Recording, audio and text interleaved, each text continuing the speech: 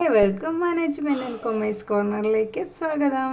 ഇന്ന് നമ്മൾ എടുക്കാൻ പോകുന്ന അക്കൗണ്ടിങ് സ്റ്റാൻഡേർഡ്സ് ആട്ടോ. അക്കൗണ്ടിങ് സ്റ്റാൻഡേർഡ്സും അതിൻ്റെ ബെനിഫിറ്റ്സും ലിമിറ്റേഷൻസും എന്തൊക്കെയാണ് വരുന്നതെന്നാണ് നമ്മൾ ഡീറ്റെയിൽ ആയിട്ട് നോക്കാൻ പോകുന്നത്. Accounting standards.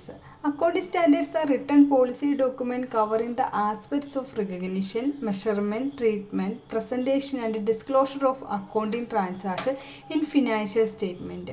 എന്താ പറഞ്ഞിരിക്കുന്നത്? അക്കൗണ്ടിങ് സ്റ്റാൻഡേർഡ് എന്ന് പറഞ്ഞാൽ എന്താ? റിട്ടൺ പോളിസി ഡോക്യുമെൻ്റ് ആണ്. എന്താണ്?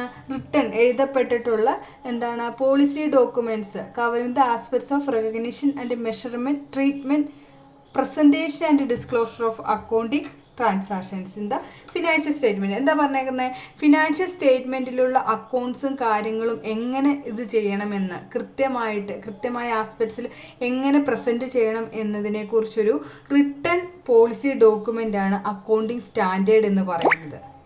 എങ്ങനെയൊക്കെ ചെയ്യണമെന്നുള്ളൊരു എഴുതപ്പെട്ടിട്ടുള്ളൊരു പോളിസിയാണ് അക്കൗണ്ടിങ് സ്റ്റാൻഡേർഡ് എന്ന് പറയുന്നത്. Accounting standard is the authoritative statement issued by ICAI, a professional body of accounting in our country. നമ്മുടെ കൺട്രിയിലെ ICAI എന്ന് പറഞ്ഞൊരു പ്രൊഫഷണൽ ബോഡിയാണ് എന്താണ്? അക്കൗണ്ടിങ് സ്റ്റാൻഡേർഡ്സ് എന്ത് ചെയ്യുക? ഡെവലപ്പ് ചെയ്തിരിക്കുന്നത്. ആ പോളിസി ഡോക്യുമെൻറ്റ്സ് ഡെവലപ്പ് ചെയ്തിരിക്കുന്നത് ICAI എന്ന പ്രൊഫഷണൽ ബോഡിയാണ്. അതിൻ്റെ ബേസിലാണ് എന്താണ് നമ്മുടെ അക്കൗണ്ട്സും ഫിനാൻഷ്യൽ സ്റ്റേറ്റ്മെൻറ്റിൽ അക്കൗണ്ട്സും ട്രാൻസാക്ഷനും എല്ലാം എങ്ങനെ ചെയ്യണം എന്നതിനെ കുറിച്ചൊരു ക്ലിയർ കട്ട് ഐഡിയ അല്ലെങ്കിൽ റൂൾ എന്ന് പറയുന്നത് ഈ ICAI എന്ന് പറഞ്ഞ ഇത് ഇഷ്യൂ ചെയ്തതിൻ്റെ ബേസിലാണ്. The objective of accounting standard is to bring the uniformity in the different account policies in order to eliminate non-comparability of financial statement for enhancing the reliability of financial statement. എന്താണ് objective of accounting സ്റ്റേറ്റ്മെൻറ്റിന് എന്ന് പറഞ്ഞാൽ uniformity ഉണ്ടാവാനായിട്ട്. അതായത് financial accounts prepare ചെയ്യുന്നത് ഒരുപോലെ തന്നെ എല്ലാ മേഖലയിലും ഒരുപോലെ തന്നെ ഒരു റൂള് ഉണ്ടെങ്കിൽ മാത്രമാണ് യൂണിഫോമിറ്റി ഉണ്ടാവുള്ളൂ. എന്താണ്? കറക്റ്റായിട്ട്, അല്ലെങ്കിൽ ഒരാൾ ചെയ്യുന്ന രീതി ആയിരിക്കില്ല മറ്റൊരാൾ ചെയ്യുന്നത്. അപ്പം നമുക്കൊരു ആക്യുറേറ്റ് ആയിട്ടുള്ള റിസൾട്ട് കിട്ടാനായിട്ട് പ്രയാസമായിരിക്കും. അതുകൊണ്ട് തന്നെ യൂണിഫോമിറ്റി ഉണ്ടായിരിക്കണം. എങ്ങനെയാണ് ഓരോന്നിൻ്റെ ഇപ്പം എന്താണ് ബാലൻസ് ഷീറ്റിൽ അസറ്റും ലയബിലിറ്റിയും ഈക്വൽ ആയാലാണ് ബാലൻസ് ഷീറ്റ് ഓക്കെ ആവുക, ടാലി ആവുക എന്ന് പറയാം. അതേപോലെ അതൊരു റൂളാണ്. ആ റൂള്, അങ്ങനെയുള്ള റൂളുകളെല്ലാം എല്ലായിടത്തും ഒരേപോലെ ഉള്ളത് കൊണ്ടാണ് ആ ഒരു ഫിനാൻഷ്യൽ സ്റ്റേറ്റ്മെൻറ്റ് നല്ല ഫ്ലോ ആയിട്ട് നമുക്ക് കറക്റ്റായിട്ട് ആക്യുറേറ്റ് ആയിട്ട് റിസൾട്ട് കിട്ടുക എന്ന് പറയുന്നത്. Secondly, the accounting standard provide A set of standard accounting policies all India valuation norms and disclosure requirements. എങ്ങനെയാണ് വാല്യൂ ചെയ്യേണ്ടത്, എങ്ങനെയാണ് അത് ഡിസ്ക്ലോസ് ചെയ്യേണ്ടത്, അതിൻ്റെ എല്ലാ റൂൾസ് ആൻഡ് റെഗുലേഷൻസ് എല്ലാം ഒരു റിട്ടൺ ഡോക്യുമെൻ്റ് ആണ്. അതായത് ആ പോളിസിൻ്റെ റിട്ടൺ ഡോക്യുമെൻ്റ് ആയിട്ട് ചെയ്തിരിക്കുന്നതാണ് അക്കൗണ്ടിങ് സ്റ്റാൻഡേർഡ്സ് എന്ന് പറയുന്നത്. അക്കൗണ്ടിങ് സ്റ്റാൻഡേർഡ്സ് എന്ന് പറഞ്ഞാൽ ഇത്രേ ഉള്ളൂ. എങ്ങനെയാണ് നമ്മുടെ ഫിനാൻഷ്യൽ സ്റ്റേറ്റ്മെൻറ്റ് നമ്മൾ പ്രിപ്പയർ ചെയ്യുന്നതും ഡിസ്ക്ലോസ് ചെയ്യേണ്ടതിനെ കുറിച്ചൊരു ഡീറ്റെയിൽ ആയിട്ടുള്ളൊരു റൂൾസും കാര്യങ്ങളും പ്രൊവൈഡ് ചെയ്യുന്ന ഒന്നാണ് അക്കൗണ്ടിങ് സ്റ്റാൻഡേർഡ്. ഇന്ന രീതിയിൽ കാര്യങ്ങളൊക്കെ ഉൾപ്പെടുത്തിക്കൊണ്ട് ചെയ്യണമെന്ന് പറയുന്ന ഒന്നാണ് അക്കൗണ്ടിങ് സ്റ്റാൻഡേർഡ്. സിംപ്ലി പറഞ്ഞു കഴിഞ്ഞാൽ അതാണ്. ഇനി ഇതിൻ്റെ ബെനിഫിറ്റ്സ് ഓഫ് അക്കൗണ്ടിങ് സ്റ്റാൻഡേർഡ് എന്തൊക്കെയാണ് അതിൻ്റെ മെച്ചങ്ങളെന്ന് നമുക്ക് നോക്കാം. First one, accounting standard helps in eliminating variations in the accounting treatment of two prepare financial statement. എന്താ പറഞ്ഞേക്കുന്നത്? അക്കൗണ്ടിങ് സ്റ്റാൻഡേർഡ്സിൽ വേരിയേഷൻ, അക്കൗണ്ടിങ് ട്രീറ്റ്മെൻറ്റ്, അതായത് ഫിനാൻഷ്യൽ സ്റ്റേറ്റ്മെൻറ്റ് പ്രിപ്പയർ ചെയ്യുന്നതിൽ വേരിയേഷൻ. അതായത് ഞാൻ പറഞ്ഞല്ലോ, പല ആൾക്കാരും പല രീതിയിൽ കാൽക്കുലേറ്റ് ചെയ്ത് കഴിഞ്ഞാൽ ഫിനാൻഷ്യൽ സ്റ്റേറ്റ്മെൻറ്റ് പ്രിപ്പയർ ചെയ്ത് കഴിഞ്ഞാൽ ഒരു ആക്യുറേറ്റ് ആയിട്ടൊരു റിസൾട്ട് കിട്ടില്ല. ഒരാൾ ചെയ്യുന്ന പോലെയല്ല മറ്റൊരാൾ ചെയ്യുന്നതെങ്കിൽ കറക്റ്റായിട്ട് ആക്യുറേറ്റ് ഇല്ല. അതാണ് യൂണിഫോമിറ്റി. ആ സ്റ്റാൻഡേർഡ് അക്കൗണ്ടിങ് സ്റ്റാൻഡേർഡ് ഉള്ളത് കൊണ്ട് തന്നെ അതിൻ്റെ വേരിയേഷനും കാര്യങ്ങളെല്ലാം വാല്യുവേഷനും കാര്യങ്ങളും ഒക്കെ നമുക്ക് കൃത്യമായിട്ടുള്ളൊരു റിസൾട്ട് കിട്ടും. വേരിയേഷൻ എലിമിനേറ്റ് ചെയ്യുന്നു എന്ന്, അതായത് അതിലുള്ള വ്യത്യാസങ്ങൾ വരുന്നത് ഒഴിവാക്കപ്പെടുന്നു. രണ്ടാമത്തെ point, accounting standard may call for disclosure of certain information which may not be required by law. But such information might be useful for general public, investors and creditors. എന്താണ് accounting സ്റ്റാൻഡേർഡിൽ എന്താണ് disclose ചെയ്യേണ്ട certain informations disclose ചെയ്യണമെന്നുള്ളത് എന്താണ് നിയമപരമായിട്ട് required ആയുള്ള ആവശ്യമല്ല. അത് ചില കാര്യങ്ങൾ എന്താണ് ഫുള്ളി ഡിസ്ക്ലോസ് ചെയ്യണമെന്നൊന്നും പറഞ്ഞിട്ടില്ല. എന്നിരുന്നാൽ തന്നെയും ആ ഇൻഫർമേഷൻ ഡിസ്ക്ലോസ് ചെയ്യുന്നത് വഴി ജനറൽ പബ്ലിക്കിനും അതുപോലെ തന്നെ ഇൻവെസ്റ്റേഴ്സിനും ക്രെഡിറ്റേഴ്സിനും എല്ലാം എന്താണ് അതിനെക്കുറിച്ച് ഒരു ഇൻഫർമേഷൻ കിട്ടും. ആ സ്ഥാപനം ഫിനാൻഷ്യൽ സ്റ്റേറ്റ്മെൻറ്റ് എന്താണ് ഡിസ്ക്ലോസ് ചെയ്യണമെന്നാണ് പറയുന്നതെങ്കിലും ഫുള്ളി എല്ലാ കാര്യങ്ങളും അതിനകത്ത് ഡിസ്ക്ലോസ് ചെയ്യണമെന്ന് നിയമം പറയുന്നില്ല. അതുകൊണ്ട് തന്നെ അതിനകത്ത് എന്താണ് പക്ഷേ ഇത് ഡിസ്ക്ലോസ് ചെയ്യുന്നത് കൊണ്ട് തന്നെ എന്താണ് ജനറൽ പബ്ലിക്കിന് അല്ലെങ്കിൽ ഇൻവെസ്റ്റേഴ്സിന് അല്ലെങ്കിൽ ക്രെഡിറ്റേഴ്സിന് ഓരോ ബിസിനസ്സിൻ്റെ പൊസിഷൻ എങ്ങനെയാണ്, ഇപ്പോൾ ഇന്ന സ്ഥാപനത്തിൻ്റെ പൊസിഷൻ എങ്ങനെയാണ്, അവിടെ ഇൻവെസ്റ്റ് ചെയ്ത് കഴിഞ്ഞാൽ അവിടെ ആ ബാങ്കിൽ നിക്ഷേപിച്ച് കഴിഞ്ഞാൽ നല്ല രീതിയിൽ മുന്നോട്ട് പോകും എന്നെല്ലാം മനസ്സിലാക്കാൻ ഇൻഫർമേഷൻസ് നമുക്ക് ആവശ്യമാണ് അല്ലേ. അതാണ് പറയുന്നത് എന്താണ് ജനറൽ പബ്ലിക്കിനും ഇൻവെസ്റ്റേഴ്സിനും ക്രെഡിറ്റേഴ്സിനും ഇൻഫർമേഷൻസ് പ്രൊവൈഡ് ചെയ്യുന്നു. നിയമപരമായിട്ട് അത് കൊടുക്കണമെന്ന് എല്ലാം ഡിസ്ക്ലോസ് ചെയ്യണമെന്ന് നിർബന്ധമില്ല. എന്നിരുന്നാൽ തന്നെ അതൊരു ബെനിഫിറ്റാണ് ഇൻവെസ്റ്റേഴ്സിനെയും എന്താണ് ക്രെഡിറ്റേഴ്സിനെയും ആസ് എ ജനറൽ പബ്ലിക്കിനെ സംബന്ധിച്ച്. Third one, accounting standard facilitate comparability between financial statement of inter and intra companies. എന്താ പറഞ്ഞിരിക്കുന്നത്? അക്കൗണ്ടിംഗ് സ്റ്റാൻഡേർഡ് ഉള്ളത് കൊണ്ട് തന്നെ ഒരു കമ്പനിയുടെ കീഴിലുള്ള കുറേയേറെ കമ്പനീസ് ഉണ്ടാവും, അതിൻ്റെ ഉള്ളിൽ പ്രവർത്തിക്കുന്ന കമ്പനീസ് ഉണ്ടാവും. ഇങ്ങനെയുള്ള കമ്പനീസുകൾ തമ്മിൽ എന്താണ് നമുക്ക് അതിൻ്റെ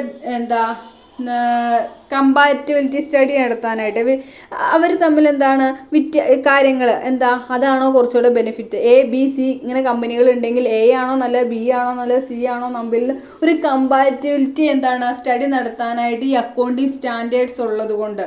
കാരണം ഒരേ റൂള് തന്നെയാണ് ഈ എ ബി സി 3 കമ്പനീസും ഫോളോ ചെയ്യുന്നതെങ്കിൽ അതിനകത്ത് കിട്ടുന്ന റിസൾട്ട് എന്തായിരിക്കും? ആക്യുറേറ്റ് ആയിരിക്കും.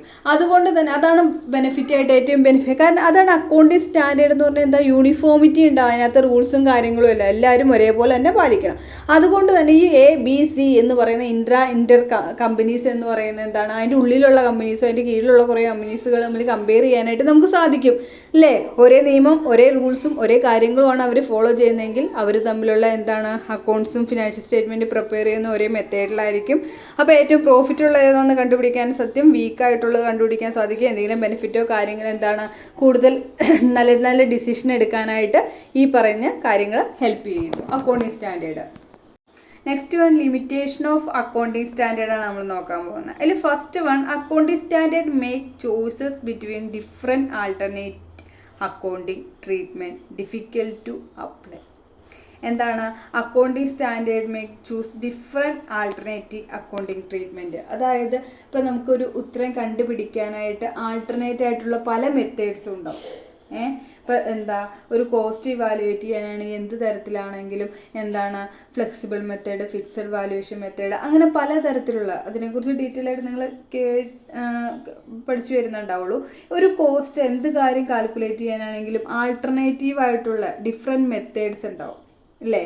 ആ ഡിഫറെൻറ്റ് മെത്തേഡ്സിൽ നമുക്ക് അപ്ലൈ ചെയ്യാനായിട്ട് സാധിക്കും.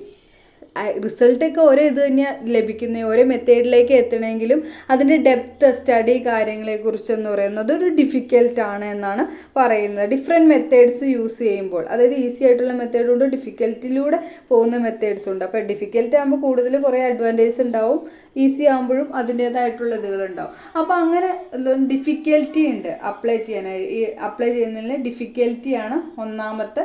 ഡിഫറെൻറ്റ് മെത്തേഡ്സും കാര്യങ്ങളും ഉള്ളത്, ആൾട്ടർനേറ്റീവ് ആയിട്ടുള്ള അക്കൗണ്ടിങ് ട്രീറ്റ്മെൻറ്റ് ഉള്ളത് കൊണ്ട് അത് അപ്ലൈ ചെയ്യാന്നുള്ള ഡിഫിക്കൽറ്റി ആണ്. അതാണ് ഫസ്റ്റ് ലിമിറ്റേഷനായിട്ട് പറയുന്നത്. Second one, it is rigidly followed and fails to extend flexibility in applying accounting standards. Flexibility എന്ന് പറയുന്നത് ഫ്ലെക്സിബിളായിട്ട് നമുക്ക് ഉപയോഗിക്കാനായിട്ട് പറ്റില്ല. കാരണം ഫിക്സ്ഡ് ആയിട്ട് ഒരു റൂൾസും കാര്യങ്ങളും ഉള്ളതുകൊണ്ട് ഫ്ലെക്സിബിളായി ഇപ്പോൾ ചേഞ്ച് ചെയ്ത് നമുക്ക് നമ്മുടെ സാഹചര്യം അനുസരിച്ച് ചേഞ്ച് ചെയ്ത് ഫിനാൻഷ്യൽ സ്റ്റേറ്റ്മെൻറ്റ് റൂൾസും കാര്യങ്ങളും നമുക്ക് ചേഞ്ച് ചെയ്യാനായിട്ട് സാധിക്കുമോ? ഇല്ല, അതിന് ഫ്ലെക്സിബിലിറ്റി ഇല്ല. സ്റ്റാൻഡേർഡ് അല്ലെങ്കിൽ റൂൾ എന്ന് പറയുന്നത് എപ്പോഴും ഫിക്സ്ഡ് ആയിട്ട് നിലനിൽക്കുന്ന ഒന്നാണ്. നമുക്കത് നാളെ പോയിട്ട് നമുക്ക് ചേഞ്ച് ചെയ്യാനൊന്നും നമുക്ക് പറ്റില്ല. അത് സ്റ്റാൻഡേർഡ് ഫിക്സ് ചെയ്ത് വെച്ചിട്ടുള്ള സ്റ്റാൻഡേർഡാണ്. അതുകൊണ്ട് അതിന് ഫ്ലെക്സിബിലിറ്റി ഉണ്ടാകില്ല. അതാണ് അടുത്ത ലിമിറ്റേഷൻ. ഫ്ലെക്സിബിലിറ്റി എന്ന് പറഞ്ഞാൽ നമുക്ക് നമ്മുടെ സാഹചര്യം അനുസരിച്ച് നമുക്ക് വളച്ചൊടിച്ച് ചെയ്യാനൊന്നും പറ്റില്ല. അതാണ് രണ്ടാമത്തെ ലിമിറ്റേഷനായിട്ട് പറയുന്നത്. Third one, accounting standard cannot override the statute. The standard are required to be formed within ambit of prevailing the status. നമ്മൾ ഇതിനകത്ത് എന്താ പറഞ്ഞു വരുന്നത്, അക്കൗണ്ടിങ് സ്റ്റാൻഡേർഡ് എന്ന് പറഞ്ഞു കഴിഞ്ഞാൽ പറഞ്ഞു എന്താണ്, സെർട്ടൻ റൂൾസ് ഇങ്ങനെ ഇത് ചെയ്ത് ഫോം ചെയ്തിരിക്കുന്നതാണ്. അതിനൊരു യൂണിഫോമിറ്റി ഉണ്ട്. ഓരോരുത്തരുടെ ഇതനുസരിച്ച് മാറ്റാനോ കാര്യങ്ങളൊന്നും നമുക്ക് സാധിക്കില്ല. അപ്പം നമ്മൾ വാല്യൂ ചെയ്യുമ്പോൾ നമ്മുടെ സ്ഥാപനത്തിൻ്റെ ഇതെന്ന് പറയുന്നത് ഗുഡ് വിൽ അല്ലെങ്കിൽ സ്റ്റാറ്റസ് എന്ന് പറയുന്നത് നല്ല രീതിയിലാണ് പോകുന്നതെങ്കിൽ ഫിനാൻഷ്യൽ സ്റ്റേറ്റ്മെൻറ്റിൽ എന്തെങ്കിലും വർക്കിങ്ങിൽ വരുന്ന അപ്പ് ആൻഡ് ഡൗൺസിൽ ഉണ്ടാകുന്ന വേരിയേഷൻ നമ്മുടെ ആ ഫിനാൻഷ്യൽ സ്റ്റേറ്റ്മെൻറ്റിൻ്റെ ഇത് നമ്മൾ പ്രിപ്പയർ ചെയ്യുമ്പോൾ അതിനകത്ത് അത് എഫക്റ്റ് ചെയ്യും. ലോസ് ആണെങ്കിൽ ലോസായിട്ട് കാണിക്കും. പക്ഷെ ലോസായിട്ട് കാണിക്കുമ്പോൾ എന്ന് പറഞ്ഞു കഴിഞ്ഞാൽ കസ്റ്റമറിൽ ഉണ്ടാകുന്ന ഇമ്പാക്റ്റ് അല്ലെങ്കിൽ ജനറൽ പബ്ലിക്കിൽ ഉണ്ടാകുന്ന ഇമ്പാക്റ്റ് എന്ന് പറഞ്ഞാൽ ഒരു നെഗറ്റീവ് ഇമ്പാക്റ്റ് ആയിരിക്കും.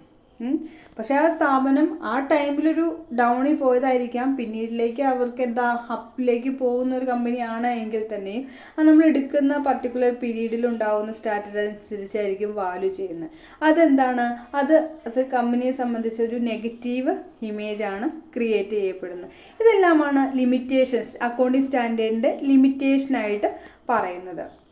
അപ്പോൾ ഇന്ന് നമ്മൾ ഡിസ്കസ് ചെയ്ത അക്കൗണ്ടിങ് സ്റ്റാൻഡേർഡ്സും അതിൻ്റെ ബെനിഫിറ്റ്സും ലിമിറ്റേഷൻസും ആണ് നമ്മളിന്ന് ഡിസ്കസ് ചെയ്ത് പോയത്. അപ്പോൾ ഇന്നത്തെ ക്ലാസ് നിങ്ങൾക്ക് എന്തെങ്കിലും തരത്തിൽ പ്രയോജനകരമായി തോന്നിയെങ്കിൽ മറ്റുള്ളവരിലേക്ക് ഷെയർ ചെയ്തെത്തിക്കുക. ആദ്യമായിട്ട് കാണുന്നവരാണെങ്കിൽ സബ്സ്ക്രൈബ് ചെയ്ത് സപ്പോർട്ട് ചെയ്യുക. തൊട്ടടുത്തുള്ള ബെല്ലൈക്കൺ എനേബിൾ ആക്കി ഇട്ട് കഴിഞ്ഞ് കഴിഞ്ഞാൽ പിന്നീട് ഞാനിടുന്ന വീഡിയോസ് നിങ്ങൾക്ക് കാണാനായിട്ട് പറ്റും. Thanks for watching. Love you all.